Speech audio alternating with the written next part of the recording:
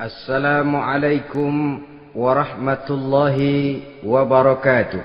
Waalaikumsalam warahmatullahi wabarakatuh.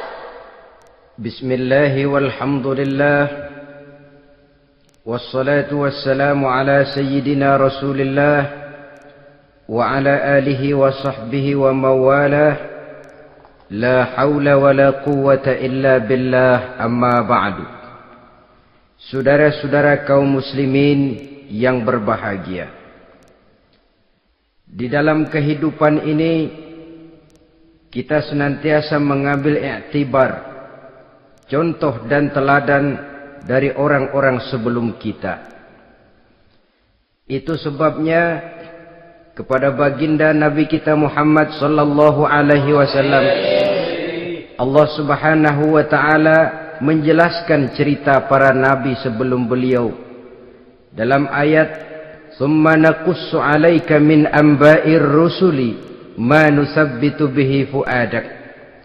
Demikianlah kami ceritakan kepadamu wahai Muhammad sebagian dari kisah para rasul-rasul sebelum kamu yang dengan itu akan memperkuat hatimu, meneguhkan keyakinanmu dan memantapkan pendirianmu.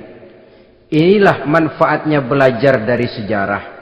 Jadi jangankan kita, baginda Nabi sendiri pun oleh Allah Subhanahu wa taala diceritakan sejarah para nabi sebelum beliau yang dimusuhi oleh umatnya, yang dicaci maki oleh kaumnya, yang terusir dari kampung halamannya, bahkan sampai ada yang terbunuh oleh umatnya. Itu seluruhnya merupakan iktibar manusabbitu bihi fu'adak, untuk memantapkan langkahmu, meneguhkan keyakinanmu dan menguatkan pendirianmu menghadapi perjuangan ini. Sehubungan dengan itu, pada pertemuan kali ini Al-Fakir ingin menyampaikan satu cuplikan kecil dari kehidupan seorang sahabat utama baginda Nabi, yaitu Sayyidina Umar ibn al-Khattab radhiyallahu an. Beliau adalah Umar bin Khattab bin Nufail bin Abdul Uzza dari suku Quraisy, golongan Bani Adi. Perawakannya tinggi, kekar dan gagah, melambangkan sifatnya yang pemberani, tegas dan tidak pernah kenal takut kepada siapapun. Sebelum mendapat hidayah, Umar bin Khattab termasuk orang yang berdiri di barisan orang-orang yang memusuhi umat Islam. Ia terperangkap dalam tradisi jahiliyah di mana gemar berperang dan bermabuk-mabukan juga merupakan hal-hal yang pernah dilaksanakan dalam kehidupannya sebelum beliau masuk ke dalam agama Islam. Oleh karena itu, dalam kehidupan beragama, hidayah merupakan sesuatu yang penting. Bagaimanapun banyaknya dosa dan kesalahan yang telah dilakukan oleh seseorang, tidak seharusnya menyebabkan ia putus asa dari rahmah Allah. Sebaliknya, bagaimanapun banyak kebajikan dan kebaikan yang sudah dikerjakannya, tidak perlu membuat dia besar hati, puas, bangga, apalagi menjadi lalai karenanya. Sebab kita belum tahu akan bagaimana ujung perjalanan dari kehidupan kita ini. Saudara-saudara, kisahnya pun masuk Islam merupakan peristiwa yang menarik. Pada satu hari, dengan pedang terhunus, Umar bin Khattab menuju Darul Arqam, tempat di mana baginda Nabi biasa berkumpul dengan para sahabat. Melihat mukanya yang beringas, matanya yang nanar, orang sudah menyangka dan mengerti ini tentu akan terjadi pembunuhan. Dalam perjalanan menuju Darul Arqam, Umar bertemu dengan Nuaim bin Abdullah. Nuaim bertanya, "Ya Umar, mau kemana ente?" "Mau membunuh itu, si murtad itu," katanya. "Si murtad yang mana?" Yang mana lagi? Itu yang memecah belah kita, yang menghina berhala-berhala kita, yang menjelek-jelekkan nenek moyang dan keturunan kita. Siapa lagi kalau bukan Muhammad? Kata Nuaim Umar, enggak salah. Tidak salah lagi. Salah Umar. Salah kenapa? Apa kamu enggak malu? Kamu mau pergi membunuh Muhammad, sementara adikmu sendiri Fatimah, dia sudah termasuk salah seorang pengikut Muhammad. Mendengar ini, muka yang memang tadinya sudah marah dan merah, tambah jadi kelabu. Bukan main mangkelnya Umar bin Khattab. Orang lain dia musuhi, orang lain dia kejar-kejar. Ini malah adiknya sendiri menjadi pengikut dari baginda Nabi. Tidak jadi menuju Darul Arqam, dia berangkat ke rumah adiknya Fatimah.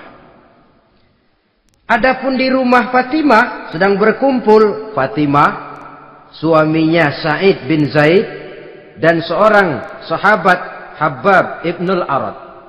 Mereka sedang membaca Quran. Waktu itu Quran belum lagi dijilid macam sekarang. Jadi masih merupakan suhuf atau lembaran-lembaran tercecer saja. Ketuk pintu. Ya tentu tidak assalamualaikum karena dia belum Islam. Tok, tok, tok. Siapa di luar? Umar. Mendengar suaranya saja, ini sahabat yang namanya Habbab ibnul Arad sudah lari ke belakang pintu.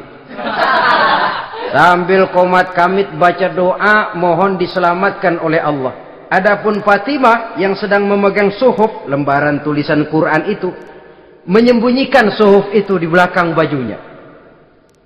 Umar masuk. Fatimah, saya bang. Apa benar berita yang saya dengar? Berita apa itu bang? Bahwa kau sudah masuk Islam. Bang, andai kata Muhammad memang benar, bagaimana?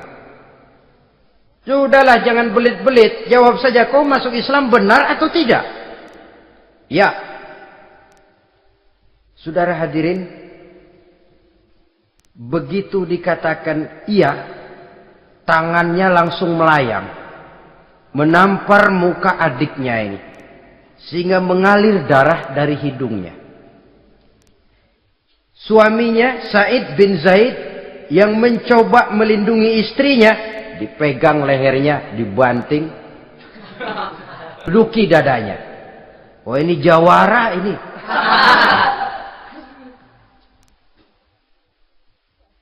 Namun pada saat sedemikian, suara kebenaran terpantul dari mulut Fatimah, adik dari Umar bin Khattab ini. Umar, apakah engkau memukul orang yang bersaksi bahwa tidak ada Tuhan melainkan Allah dan Muhammad Rasulullah? Apakah engkau menganiaya seseorang yang terpanggil untuk mengikuti kebenaran? Manusia macam apa engkau, Umar? Saudara, memang dia orang keras, tapi hatinya mudah menerima kebenaran. Sehingga mendengar kalimat adiknya ini tercenung dia sejenak, melongok, bengong kata anak sekarang. Ini kalau tidak karena keyakinan yang mantap, tidak mungkin orang ini, anak adik saya ini bicara macam begini. Umar, mengapa engkau memukul orang yang bersaksi bahwa tidak ada Tuhan melainkan Allah dan Muhammad Rasulullah? Mengapa engkau pukul orang yang mengikuti kebenaran, menerima hidayah dari Allah? Begitu yakin dan mantapnya, walaupun di tengah satu hal yang sangat menakutkan. Siapa yang tidak takut orang Quraisy berhadapan dengan Umar bin Khattab yang dikenal sebagai singa padang pasir pada waktu itu? Malahan dia termasuk salah seorang jagoan di tradisi masyarakat jahiliyah itu. Ada satu pasar yang namanya pasar Ukaz. Tiap tahun di pasar itu diadakan pesta. Pertama pertandingan syair. Jadi penyair waktu itu jadi kebanggaan. Syair-syair yang menang itu digantung di dinding Ka'bah. Jadi setiap suku akan bangga kalau mempunyai ahli syair yang hebat. Nah, lalu diadakan juga lah perlombaan balap kuda, memanah, termasuk gulat. Lah Umar ini tiap kali pertarungan mesti menang. Belum pernah ada yang berhasil mengalahkan dia. Jawara. Saudara-saudara, mendengar adiknya begitu mantap hatinya, apalagi ketika adiknya berkata begitu, suhuf, lembaran yang disembunyikan di belakang bajunya tersembul. Apa yang kau sembunyikan di balik bajumu itu? Suhuf. Apa suhuf itu? Lembaran Al-Quran. Coba saya lihat. Enggak boleh. Kenapa? Kamu kotor. Orang kotor tidak boleh megang Quran. Saya mau lihat. Enggak boleh. Kalau kamu mau lihat, mandi dulu. Diturutinya permintaan adiknya itu. Lalu diambilnya suhuf tadi. Dia baca. Kebetulan ayat yang dibacanya, ayat pertama dari surah Toha, yang berlanjut dengan ayat 14 pada surah yang sama. Dia baca. Bismillahirrahmanirrahim.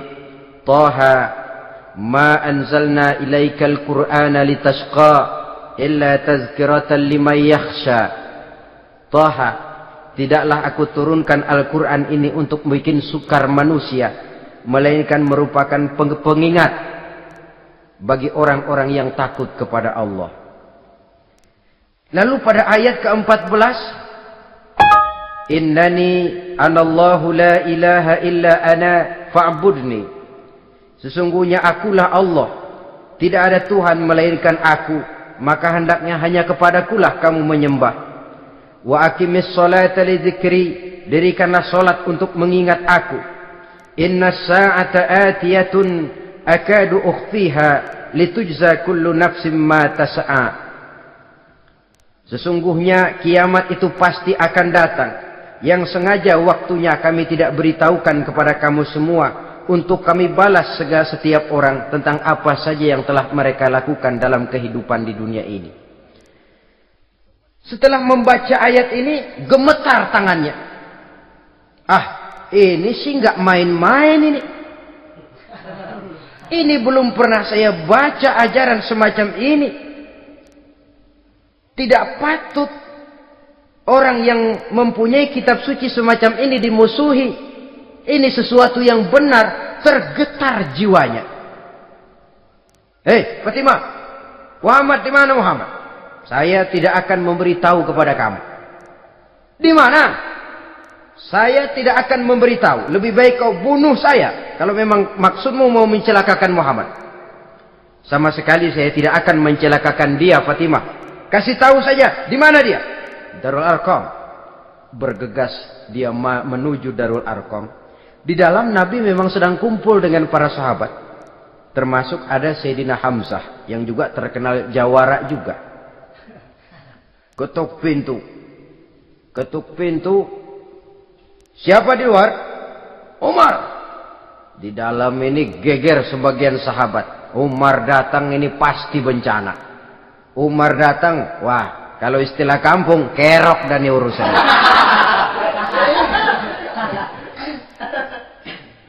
Tapi baginda Nabi menenangkan mereka. Tenang.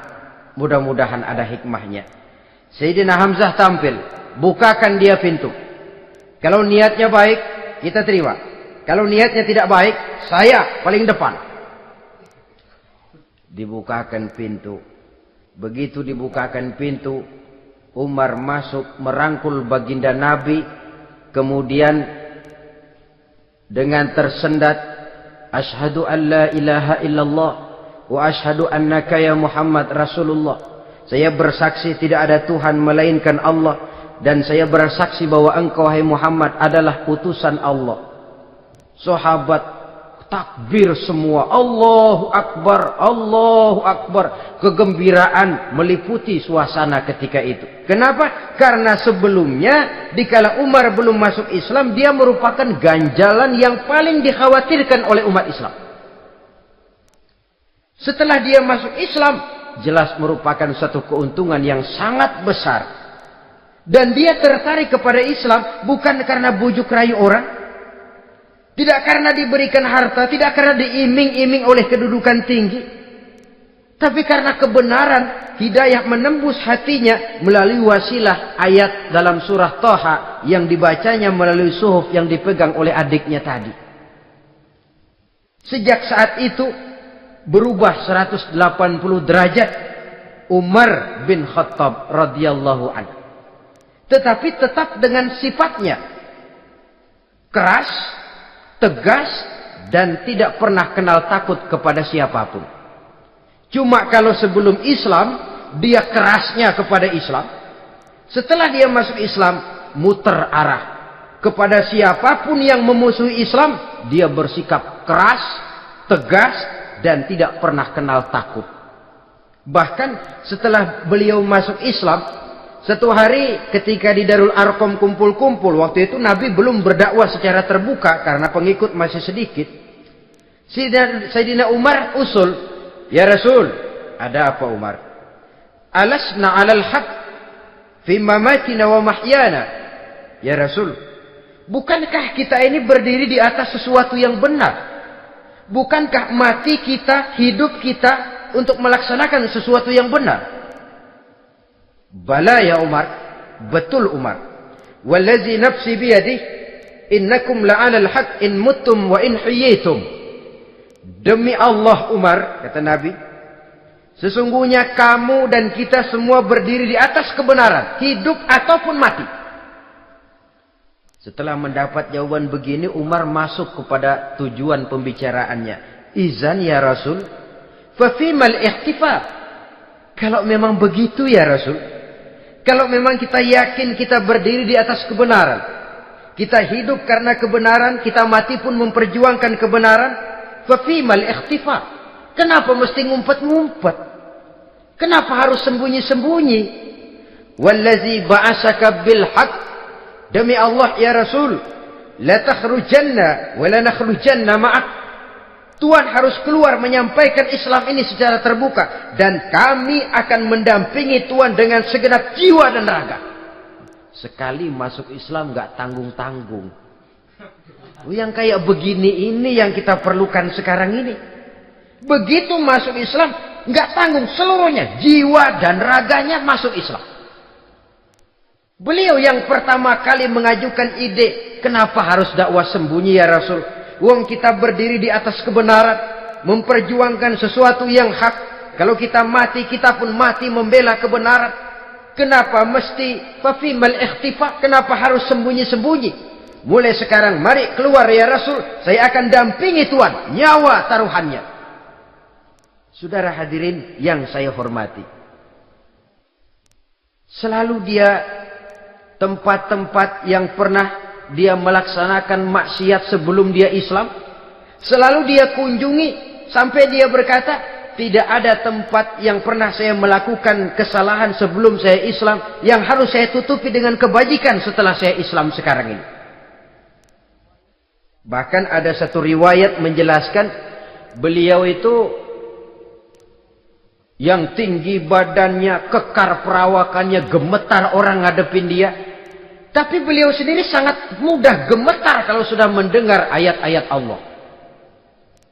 Sehingga ada satu riwayat menjelaskan Sayyidina Umar itu setelah masuk Islam, kalau sholat kadang-kadang bila menoleh ke kanan beliau senyum, bila menoleh ke kiri beliau menangis berurai air mata. Ada orang bertanya, ya Umar, kenapa menengok ke kanan kau senyum, ke kiri kau menangis? Itulah kalau saya ingat jahilnya saya sebelum Islam. Adapun bila saya menoleh ke arah sebelah kanan saya tersenyum, teringat betapa dulu saya membuat berhala dari korma. Saya tumpuk-tumpuk, saya susun begitu.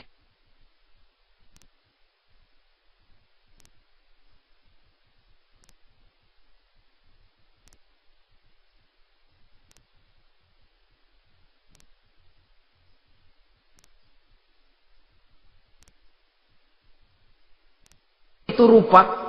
Setelah saya sembah, saya makan itu korma. Gagah betul saya waktu itu, sampai Tuhan pun saya makan. Adapun kalau saya menoleh ke kiri, teringat putri kesayangan saya yang terbawa oleh tradisi jahiliyah, takut menanggung aib, merasa malu mempunyai anak perempuan, sampai dia terkubur hidup-hidup. Berurai air mata saya mengingat semua itu. Padahal Nabi sudah memberikan jaminan. Sebab saudara, jangan lupa, orang kafir masuk Islam, dalam Islam itu dihitung dari bayi lagi. Dari nol, itulah untungnya. Jadi misalnya sudah 60 tahun, dari kecil sampai 60 tahun kafir. Umur 61 masuk Islam. Nah, sejak umur 61 itulah yang dihisab oleh Allah. 60 tahun ke bawah gratis bersih pemutihan. Istimewa betul. Tapi jangan lalu diniatin, gua kafir aja ah. Nanti sudah tua-tua mau giliran mati baru Islam, itu diniatin lain. Ini yang karena faktor hidayah, saudara-saudara. Nah, cintanya kepada baginda Nabi luar biasa. Dalam setiap pertempuran beliau selalu di front terdepan. Bahkan demikian cintanya sampai ketika hari di mana baginda Nabi wafat, saudara-saudara. Disampaikan berita wafat Nabi kepada Umarin. Ya Umar, baginda Nabi sudah wafat. Kamu ngomong apa? Baginda Nabi sudah wafat. Bukan sedih, nyabut pedang, keluar matanya melotot. Siapa yang bilang Muhammad mati, saya tabas batang lehernya. Begitu cintanya beliau kepada baginda Nabi, sampai-sampai nggak menerima kalau Nabi wafat. Taruhlah nggak bisa mati bersamaan, bolehlah mati beriring-iring saja barangkali maksudnya. Saudara-saudara, cabut pedang, kelayaban kemana-mana. Ayo, siapa ngomong Muhammad mati, saya tabas batang lehernya. Sampai bertemu dengan Sayyidina Umar, Sayyidina Abu Bakar. Di tempat orang banyak, Sayyidina Abu Bakar yang bijaksana ini pidato. Ayuhan nas, man kana ya'budu Muhammadan fa inna Muhammadan qad mata wa man kana ya'budu Allah fa inna Allah hayyun la yamut. Wahai manusia, barang siapa yang menyembah Muhammad, maka Muhammad sudah mati. Tetapi barang siapa yang menyembah Allah, Allah akan hidup selamanya dan tidak akan pernah mati. Mendengar pidato ini, Sayyidina Umar sadar bahwa sebenarnya yang tidak bisa mati itu cuma Allah. Bagaimanapun agungnya baginda Nabi, besarnya baginda Nabi, tinggi akhlak budi pekertinya Nabi, cintanya beliau kepada Nabi, Nabi manusia. Dan manusia harus mati. Kemudian dibacakan surah Ali Imran ayat 144. Wa ma Muhammadun illa rasul qad khalat min qablihi rusul afa immata aw qutilan qalabtum ala aqabikum. Muhammad tidak lain daripada manusia, telah datang kepadanya rasul.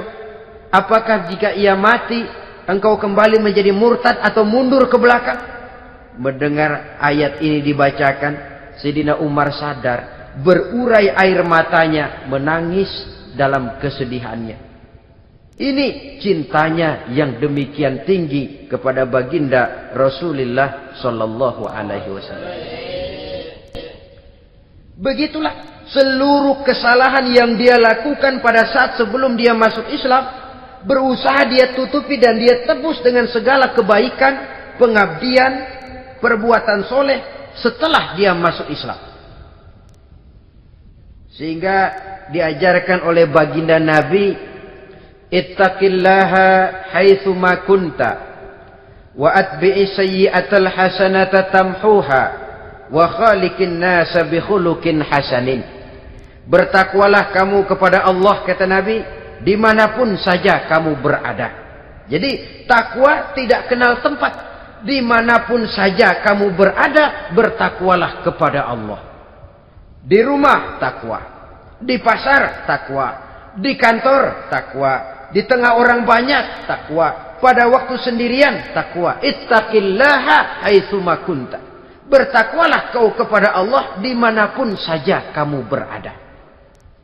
Jangan takwa pakai tempat. Di masjid takwa, di kantor nyolong. Itu tidak haitsu makunta. Yang diajarkan oleh Nabi, dimanapun kamu berada, bertakwalah kepada Allah. Wa atbi'i sayyi'atal hasanah tamhuha. Dan iringi perbuatanmu yang salah dengan kebaikan. Jadi kalau satu saat terselip kita berbuat salah, cepat iringi dengan kebaikan. Tamhuha, dengan harapan kebaikan yang kita kerjakan akan menutupi dosa yang terselip kita lakukan. Ngomongin orang, astagfirullahalazim, banyak istighfar. Istighfarnya mudah-mudahan bisa nutupin dosa karena ngomongin orang. Tapi jangan lalu tambah sulap. Ngomongin orang istighfar, terus ngomongin lagi istighfar lagi. Itu tentu tidak bisa dengan cara begitu. Barangkali terselip pernah mengambil harta orang tanpa alasan yang hak, imbangi dengan rajin sedekah misalnya. Barangkali pernah menyakiti hati orang, imbangi dengan perbuatan yang bisa menyenangkan hati orang lain. Itu namanya mengiringi perbuatan yang bersifat salah dengan kebajikan. Ini yang dilakukan oleh Sayyidina Umar. Setiap pelosok hampir dia datangi. Tempat-tempat di mana dia pernah melakukan kesalahan sebelum Islam, di sana dia tegakkan kebajikan dan kebaikan. Kegagahannya, keperkasaannya, keberaniannya sepenuhnya bulat-bulat sudah diwakafkan untuk kepentingan Islam. Saudara hadirin yang saya hormati, diperlukan orang-orang yang punya keberanian macam Sayyidina Umar. Berani karena panggilan hidayah, bukan berani babi. Babi berani juga babi, cuman nyeruduk. Artinya berani yang tanpa pertimbangan. Berani yang tanpa pertimbangan pada akhirnya akan menyulitkan kita sendiri. Beliau gagah, beliau berani, beliau punya kekuatan, beliau punya wewenang, dan itu dimanfaatkannya untuk menjadi backing baginda Nabi kita Muhammad sallallahu alaihi wasallam. La takhrujanna wa la nakhrujanna ma'ak ya Rasul. Ya Rasul, keluar, sampaikan dakwah secara terbuka. Saya akan mendampingi Tuhan. Jika ada yang ganggu Tuhan, saya paling depan. Backing yang mendampingi Rasul untuk menyampaikan risalah Islamiyah ini. Saudara hadirin yang saya hormati, wa khaliqin nasa bi khuluqin hasanin, kata Nabi. Dan pergaulilah manusia dengan akhlak yang baik, karena dengan ini kau bisa mengambil hati orang. Dalam hadis lain katakan, innakum la tas'una an-nasa bi amwalikum walakin yas'uhum minkum bastul wajhi wa husnul khuluq. Kamu tidak akan bisa menyenangkan orang banyak dengan hartamu, tapi kamu bisa ambil hati mereka dengan budi pekerti yang luhur dan muka yang manis. Dengan harta belum tentu kita bisa menyenangkan semua orang. Tapi budi pekerti yang luhur, muka yang manis, itu yang akan bisa membuat kau menyenangkan orang banyak.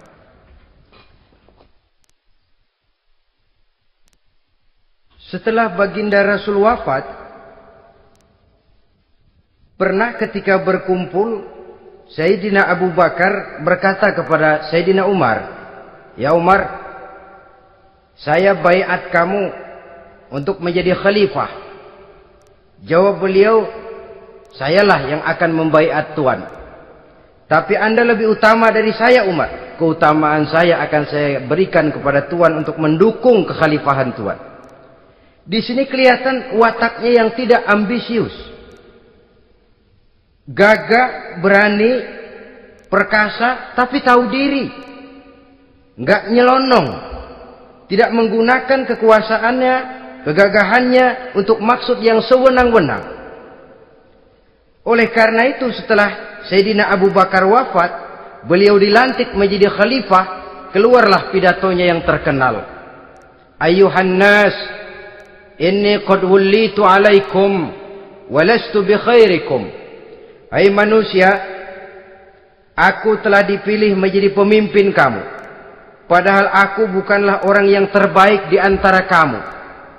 Kalau tidaklah karena aku melihat keutamaan, keteguhan yang dapat melindungi kalian, berat rasanya aku memikul amanah ini.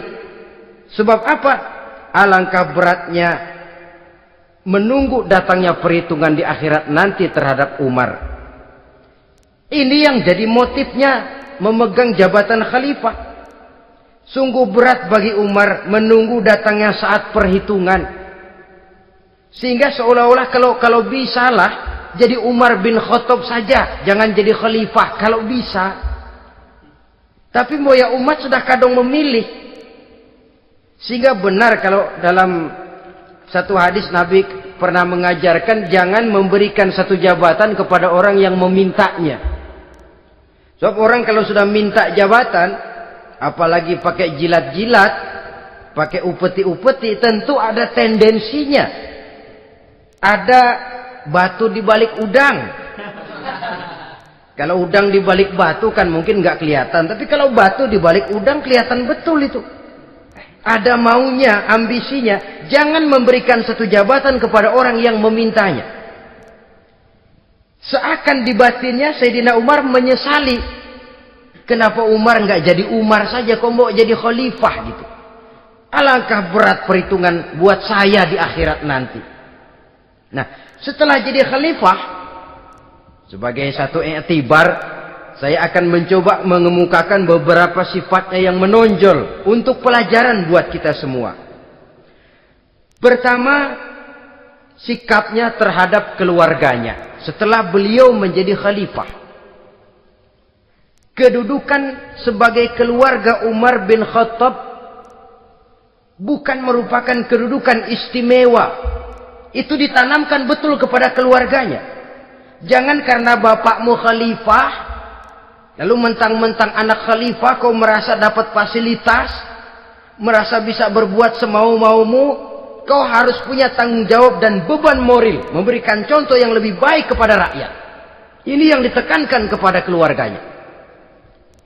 Kalau beliau mau mengeluarkan undang-undang, undang-undang itu lebih dahulu dibicarakan di tengah keluarganya, kumpul anak-anaknya, ini akan ada undang-undang begini. Siapa di antara kalian mau mentaati, persilakan. Yang tidak pun persilakan. Tapi saya ingatkan, kalau ada dari keluarga Umar yang melanggar peraturan yang saya keluarkan ini, saya akan menghukumnya 2 kali lipat karena dia keluarga saya. Menghukumnya 2 kali lipat karena dia keluarga saya. Jadi bukan mentang-mentang anak babe, lalu kebal hukum. Tidak. Siapa yang diantara kalian melanggar peraturan ini, akan aku kenakan hukuman 2 kali lipat karena dia keluargaku. Nah, saudara hadirin yang saya hormati, lalu berwibawa, dijaga betul keluarganya. Suatu hari beliau datang ke rumah putranya Abdullah bin Umar. Ketika masuk dilihatnya Abdullah bin Umar sedang makan daging. Makan daging. Merah muka Umar. Mentang-mentang anak khalifah ya. Mentang-mentang anak Amirul Mukminin ya, kamu makan daging. Lihat tuh rakyat kita masih banyak yang kelaparan, makan daging, makan roti keras. Padahal itu halal. Sesuatu yang diperoleh dengan usahanya sendiri.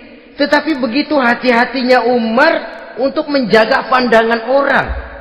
Keluarga khalifah merupakan beban moral sebab akan dijadikan contoh oleh rakyatnya. Mentang-mentang anak khalifah ya, makan daging. Lihat tuh rakyat, roti keras digarotin. Lain saat beliau pergi ke satu pasar. Di situ dilihat ada sapi gemuk-gemuk. Tempat lain sapinya kurus-kurus. Tanya, ini yang gemuk-gemuk sapi siapa? Sapi Abdullah bin Umar. Sapi anaknya.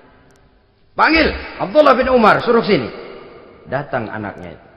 Abdullah bin Umar, bagaimana ceritanya sampai ini? Begini, Bapak. Dahulu itu dengan uang saya beli sapi kurus-kurus. Lalu saya rawat. Saya berikan upah orang untuk merawat sapi-sapi itu. Sampai sekarang dia menjadi gemuk. Akan saya jual dan keuntungannya tentu sesuatu yang halal. Subhanallah, kata Umar. Kau ini anak Amirul Mukminin. Jual sapimu. Ambil modalnya, untungnya, masukkan Baitul Mal untuk urus kepentingan orang Islam.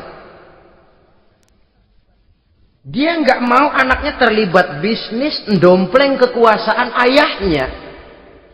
Karena mentang-mentang anak khalifah lalu segala macam bisnis lancar. Orang takut karena apa? Anak babe. Ada lagi. Pada waktu pembagian harta ghanimah, putri beliau yang namanya Hafsah, ini adalah istri baginda Nabi, meminta bagian. Kaum kerabat ayah, ini kerabat khalifah, kitalah dulu kerabat. Kalau kau kerabatku, maka jatahmu nanti dari ayahmu. Harta ini masih lebih banyak dibutuhkan oleh orang-orang Islam. Nanti belakangan, kalau ada sisanya. Belakangan kalau ada sisanya. La haula wala quwata illa billah.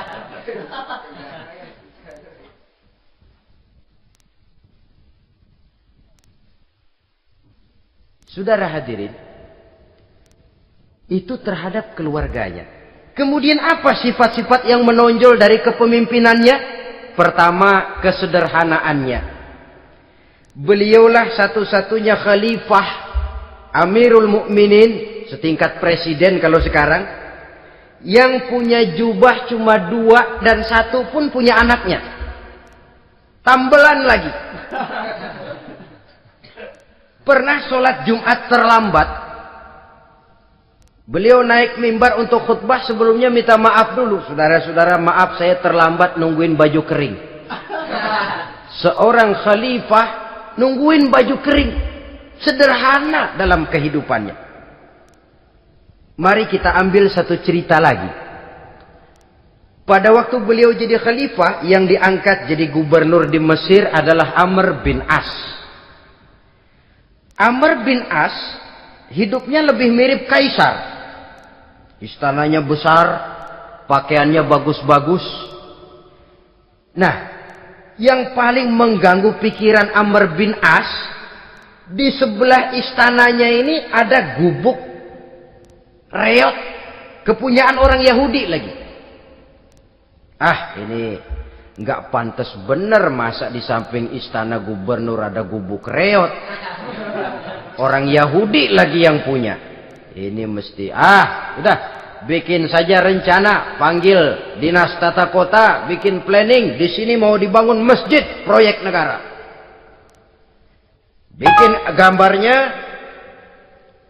susun anggarannya, tender. Saudara-saudara, si Yahudi yang punya gubuk reot dipanggil. Yahudi, ada apa, Pak? Kamu tahu nggak? Enggak. Iya, memang belum saya kasih tahu.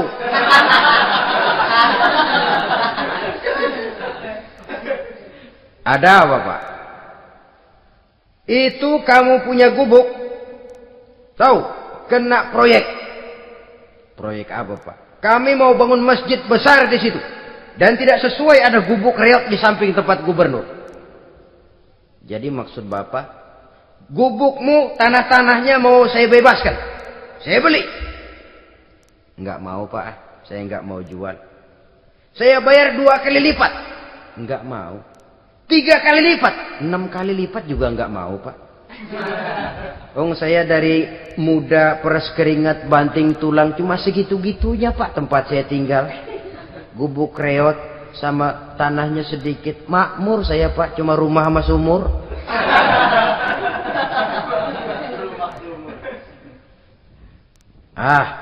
Ini Yahudi kelewatan juga. Akhirnya turun perintah, sudah, kalau dia nggak mau dibebaskan, gusur saja, tarik, ambil bulldozer. Digusur. Yahudi ini berurai air matanya. Aduh, begini, jadi rakyat kecil, udah jatuh ketiban ember lagi. Tapi pikir-pikir Amr bin As kan bukan yang paling atas. Dia kan cuma pejabat, masih ada atasannya lagi. Lapor lapor. Yahudi ini berangkat ke Madinah. Bayangkan dari Mesir ke Madinah. Jalan. Di sepanjang jalan dia berpikir membanding-banding. Kalau gubernurnya saja istananya begitu mewah, apalagi khalifahnya.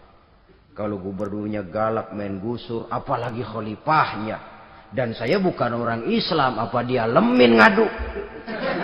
Apa dapat tanggapan? Berangkat dia sambil harap-harap cemas. Sampai di pintu kota Madinah, dia temui orang lagi tidur di bawah pohon korma. Selamat siang, Pak. Ada apa? Pak. Apa? Mau lapor. Lapor apa? Bapak tahu Khalifah Umar bin Khattab? Tahu? Istananya di mana, Pak? Istananya di atas lumpur. Di atas lumpur. Di atas lumpur. Pengawalnya banyak, Pak. Banyak. Siapa, Pak? Yatim piatu, janda-janda tua, orang-orang miskin, orang-orang lemah, itu pengawalnya. Pakaian kebesarannya apa sutra apa, Pak? Pakaian kebesarannya malu dan takwa. Saya nggak ngerti, Pak. Itulah Umar bin Khattab. Lalu orangnya sekarang di mana, Pak? Di depan ente. Rupanya yang dia tanya itulah orangnya. Gemeter Yahudi ini, keringat bercucuran. Coba, istananya di atas lumpur. Sebab beliau berprinsip, bagaimana saya bisa menghayati nasib rakyat kalau saya tidak merasakan apa yang mereka rasakan? Bagaimana saya nggak bisa tahu sakitnya lapar kalau saya belum pernah kelaparan? Itu prinsipnya. Istananya di atas lumpur. Para pengawalnya yatim piatu, janda-janda tua, orang-orang miskin, orang-orang lemah dan tidak mampu. Dan pakaian kebesarannya malu dan takwa. Kamu dari mana? Dari Mesir, Pak. Ada apa? Mau laporan gubernur Bapak di Mesir yang namanya Amr bin As. Kenapa? Main gusur aja, Pak. Ceritanya? Iya, dia mau bangun masjid. Kebetulan di areal itu saya punya tanah sama gubuk segitu-gitunya. Saya nggak mau dibeli, digusur, Pak. Saya mau mencari keadilan. Begini. Kamu lihat tempat sampah itu? Lihat. Di situ banyak tulang. Coba kamu ambil kemari satu. Tulang unta, bawa sini. Bingung Yahudi. Pak, saya kemari mau cari keadilan. Kalau tulang mah di Mesir juga banyak, Pak. Sudahlah, pokoknya kau ambil saja tulang itu. Dicoker-coker, dapat, dikasih. Tulang itu digaris lurus oleh Sidina Umar dengan ujung pedang. Red. Nah, nih, kau bawa kepada Amr bin As. Makin bingung itu Yahudi. Suruh bawa tulang cuman digaris. Nanti saya ngomong apa, Pak? Sudahlah, kasih saja. Pulang dia. Sampai di Mesir. Tuan Gubernur, ada apa? Saya baru menghadap khalifah. Kemudian beliau sampaikan ini, dikasih tulang. Amr bin As ngelihat tulang ada goresan lurus dengan ujung pedang, gemetar. Badannya keluar keringat dingin. Panggil kepala proyek. Proyek batal. Masjid nggak jadi didiriin. Itu gubuk Yahudi diriin lagi. Ini Yahudi makin bengong. Ini gubernur dapat tulang doang segitu takutnya.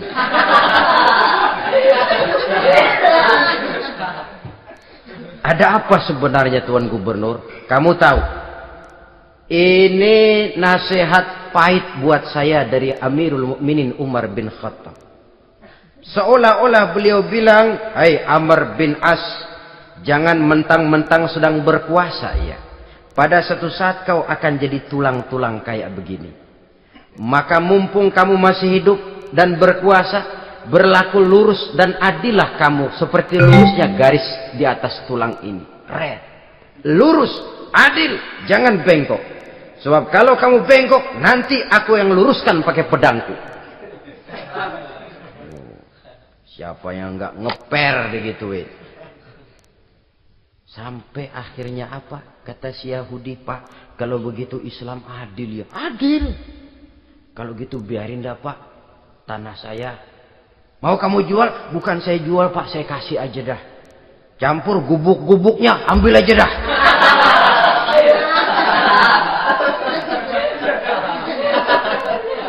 Masuk Islam si Yahudi ini oleh karena keadilan dari Umar bin Khattab. Begitulah kesederhanaan hidupnya. Sampai saudara, yang ironi betul, pernah Utsman bin Affan, Ali bin Abi Thalib, Thalhah dan Zubair kumpul mendengar berita bahwa Sayyidina Umar ini punya hutang. Bayangkan, seorang khalifah untuk melangsungkan hidupnya sampai punya hutang. Padahal Baitul Mal di bawah kekuasaannya.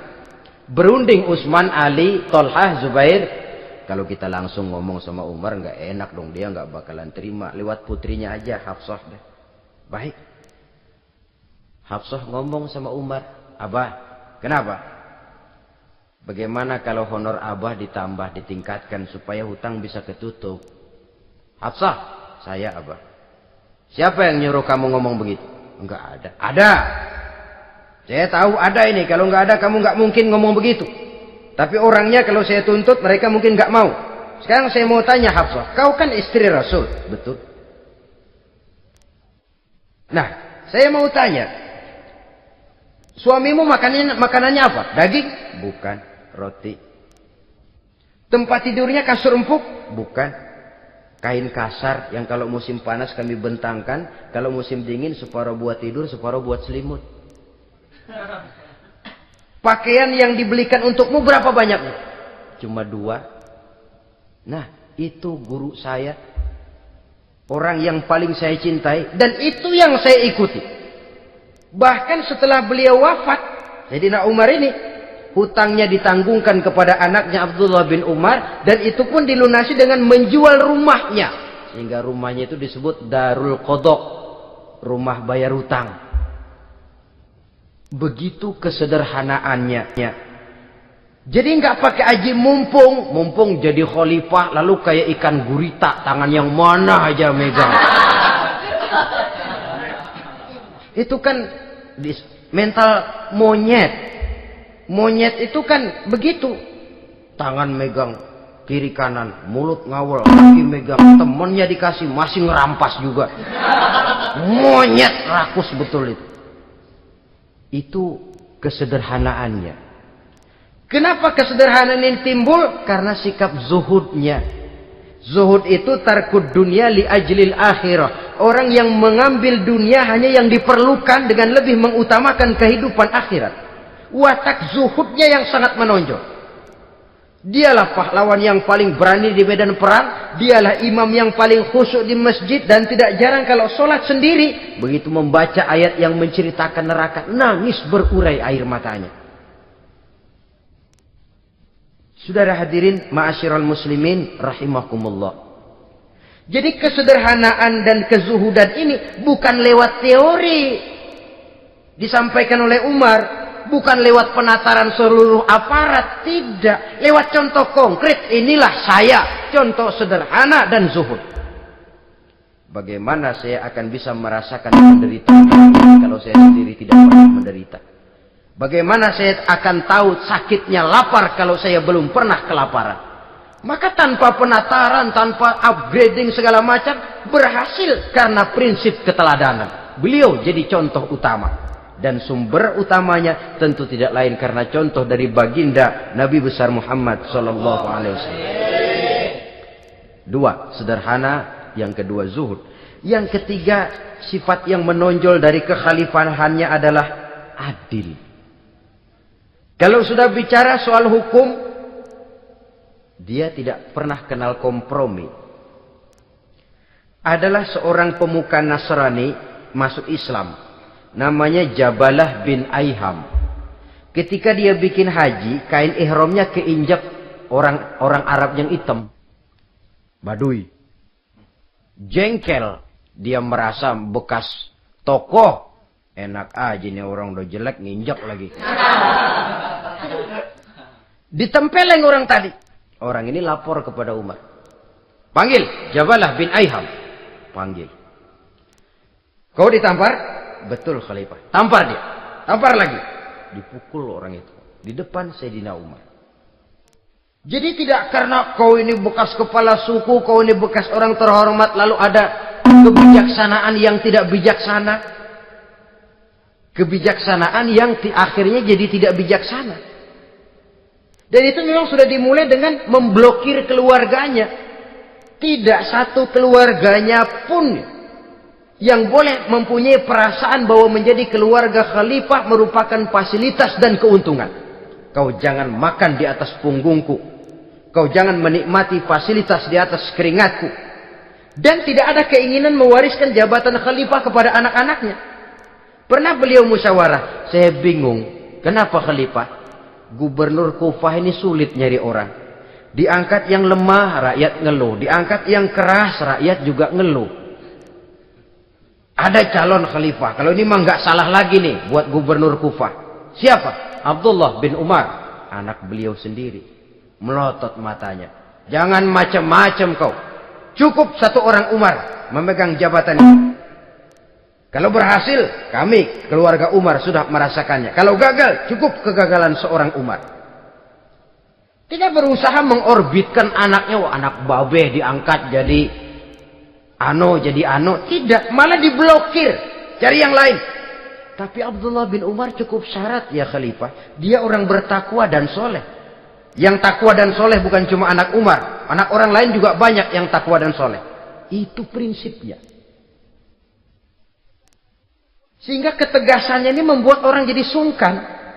Dan tidak seorang pun berani kirim-kirim upeti hadiah. Pernah itu ada pejabat dari Azerbaijan kirim makanan. Kue. Mending apa? Kue. Gitu dicicipi enak. Enak juga ya kue ini. Enak khalifah. Ini di sana apa makan rakyat biasa?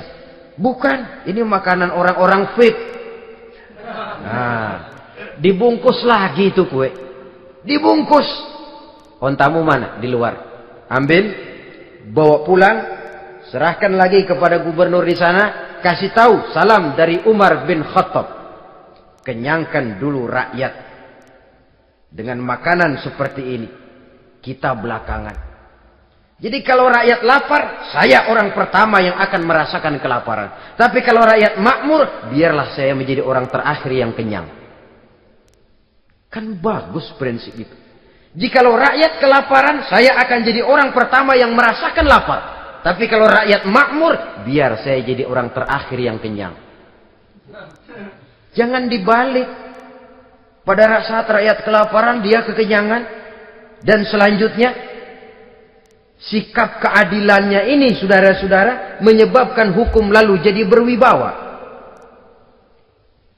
Pernah beliau jalan-jalan di lorong kota Madinah. Di tempat yang namanya Harah bersama Aslam. Ada ibu-ibu, anaknya nangis. Lapar ma, lapar ma. Sabar, dikit lagi matang katanya. Emang tuh ibu lagi ngerebus. Bunyi, air ngegulak. Luguk, luguk, luguk.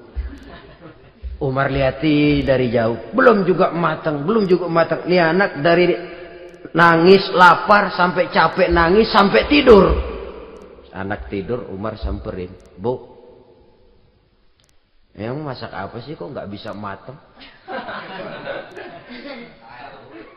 Saya nggak masak apa-apa tuan. Itu pating kerubuk apa? Ketika dibuka ya cuma air saja. Subhanallah, ibu sudah ngebohongi anak ibu sendiri. Habis harus bagaimana tuan? Saya sudah nggak punya makanan untuk dimasak. Sementara perut nggak kenal kompromi. Jalan satu-satunya, ya terpaksa anak saya bohongi. Saya bilang sebentar lagi matang sampai dia tidur sekarang ini. Memangnya Khalifah Umar gimana sih ngurusi rakyatnya? Subhanallah, dia orang zalim. Dia yang memegang urusan kami, tapi dia nggak tahu nasib saya. Anak kelaparan, keluarga terlantar. Oh begitu. Iya. Zalim betul Umar bin Khattab itu. Kalau begitu ibu tunggu sebentar. Dia pulang bersama Aslam menuju Baitul Mal. Dia ambil tepung 1 karung, dipikul sendiri. Dipikul sendiri, kata Aslam, ya Khalifah biar saya yang bawa. Jangan. Kenapa Khalifah? Apa kau kira kau sanggup mikul dosa saya di akhirat nanti? Biar saya yang mikul sendiri. Dia bawa ke tempat tuh ibu-ibu. Dia masakin sendiri. Nah bu, sudah matang, persilakan masak. Makan. Alhamdulillah Tuhan. Tuhan Allah memberkahi Tuhan. Tuhan lebih baik dari Umar bin Khattab yang zalim itu. Memang sebenarnya Tuhan siapa, kata tuh ibu? Saya. Iya. Saya ya Umar bin Khattab yang ibu bilang zalim itu. Gemetar si ibu. Gemetar si ibu. Tapi memang peka dan menghargai kritik orang. Tidak membungkam setiap orang yang nadanya sumbang atau berbeda. Kadang beliau berkata, saya khawatir karena orang terlalu segan dengan saya lalu nggak ada yang berani negor kalau saya salah. Kan begitu biasanya. Karena sudah terlalu segan lalu semuanya orang mau diaminin saja. Asal dibilang nggak benar marah, jengkel. Lalu disingkirin, maunya diiyain, inggih kula nuwun. Oke bos. Beliau bilang saya khawatir kalau tidak ada orang yang mau menegur kesalahan saya jika saya terlanjur nanti. Tahu-tahu muncul orang. Demi Allah, saya akan menegur Tuhan dengan pedang saya ini. Cerah mukanya, senyum bibirnya. Alhamdulillah, anak muda, saya memerlukan orang macam kau. Yang berani berkata iya terhadap yang benar dan tidak terhadap yang tidak benar, apa dan bagaimanapun resikonya. Di sini kelihatan sikap beliau menghadapi orang yang berbeda pendapat. Keadilan, keberanian dan ketegasan, cepat menerima kebenaran, merupakan serentetan dari sifat-sifat utama beliau sejak masuk Islam sampai menjadi khalifah yang kedua.